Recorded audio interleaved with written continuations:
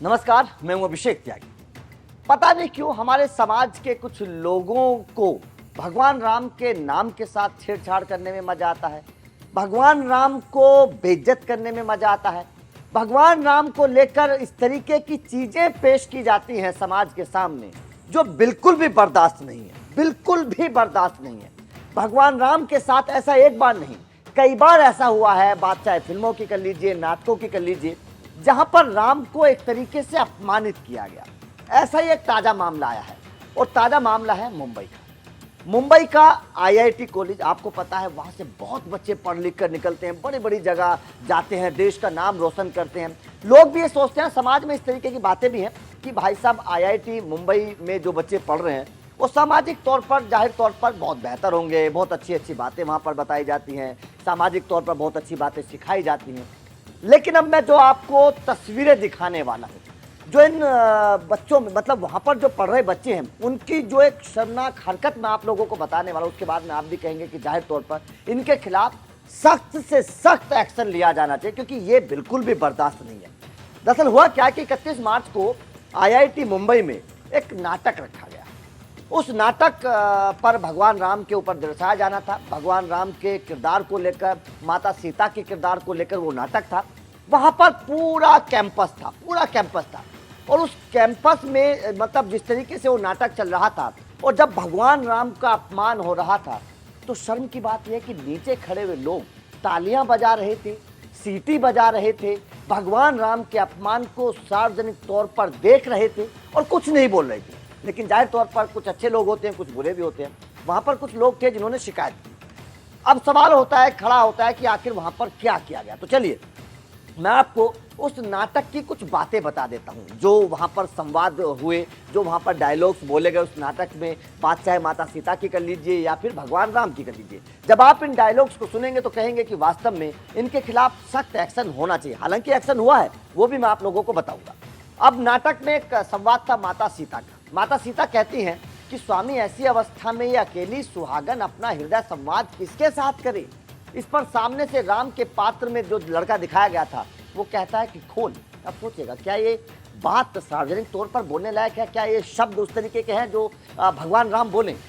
इस पर सीता माता बोलते कि क्या, तो वो जवाब देता है संकोच। एक अन्य और दृश्य था, उसमें भगवान राम से कहलवाया गया है, तू किसी और दूसरे कबीले में जाकर किसी दूसरे मर्द के यहाँ रह आई है, इसलिए कबीला तेरा स्वीकार वापस नहीं करेगा। इस पर सीता माता कहती हैं कि दूसरा मर्द, अरे बंदी थी मैं वहां। इस पर राम आरोप लगाते हुए कहते हैं सीता माता से कि सीता ने कबीले की सीमा लांघी है, रेखा का उल्लंघन किया है। राम से कहलवाया गया है इस नाटक में कि तू कुछ नहीं कहेगी, सिर्फ मेरी सुनेगी। फिर सीता माता कहते हैं कि मर्द होने के लिए निकला था, तू इंसान बनना भूल गया। इस पर राम कहते हैं कि अब एक औरत समझाएगी मुझे कि मर्द बनना क्या होता है। एक दृश्य में सीता माता कहती हैं एक अलग दुनिया है वहां, और अच्छा हुआ रावण मुझे वहां ले गया। सोचिएगा, सीता माता से कहलवाया जा रहा है कि वहां एक अलग दुनिया थी और अच्छा हुआ कि रावण मुझे वहां ले गया। अब सोचिएगा कि ऐसी ऐसी भाषा का इस्तेमाल किया गया है, इस तरीके के डायलॉग्स लिखे गए हैं, इस तरीके की बातें वहां पर बोली जा रही हैं। और जब ये हैरानी की बात यह कि जब ये बातें वहां पर बोली जा रही थी, उस वक्त नीचे बैठे जो लोग थे, जो देख रहे थे इस नाटक को, वो तालियां बजा रहे थे और सीटी बजा रहे थे। ऐसा लग रहा था कि जैसे बहुत अच्छी चीजें हो रही हैं, भगवान राम को बहुत अच्छा दर्शाया जा रहा है। माता सीता के संवाद के तौर पर जो लड़की वहां पर थी, जो नाटक कर रही थी, वो बहुत अच्छे शब्दों का इस्तेमाल कर रही थी। कुल मिलाकर बात साफ ये है कि इस तरीके की चीजें बार बार की जाती हैं, बार बार हिंदू धर्म के देवी देवताओं का अपमान किया जाता है, बार बार उनके साथ इस तरीके से खिलवाड़ किया जाता है, उनके चरित्र के साथ खिलवाड़ किया जाता है। लेकिन सवाल उठाने वाला कोई नहीं है, सवाल उठाने वाला कोई नहीं है। कोई नहीं बोलेगा कि भाई साहब ये चीज गलत है। हालांकि जब शिकायत हुई तो 8 बच्चों को इसमें गुनहगार माना गया, जिनमें से 4 बच्चों पर 1,20,000 का जुर्माना लगाया गया है और बाकी 4 बच्चों पर 40-40 हज़ार रुपये का जुर्माना लगाया गया है और कैंपस छोड़ने के निर्देश भी दे दिए गए कि भाई साहब आप अपने घर जाइए। लेकिन सवाल ये खड़ा होता है कि शिकायत के बाद ये क्यों एक्शन लिया गया? आखिर उन बच्चों से ये बात किसने बुलवाई?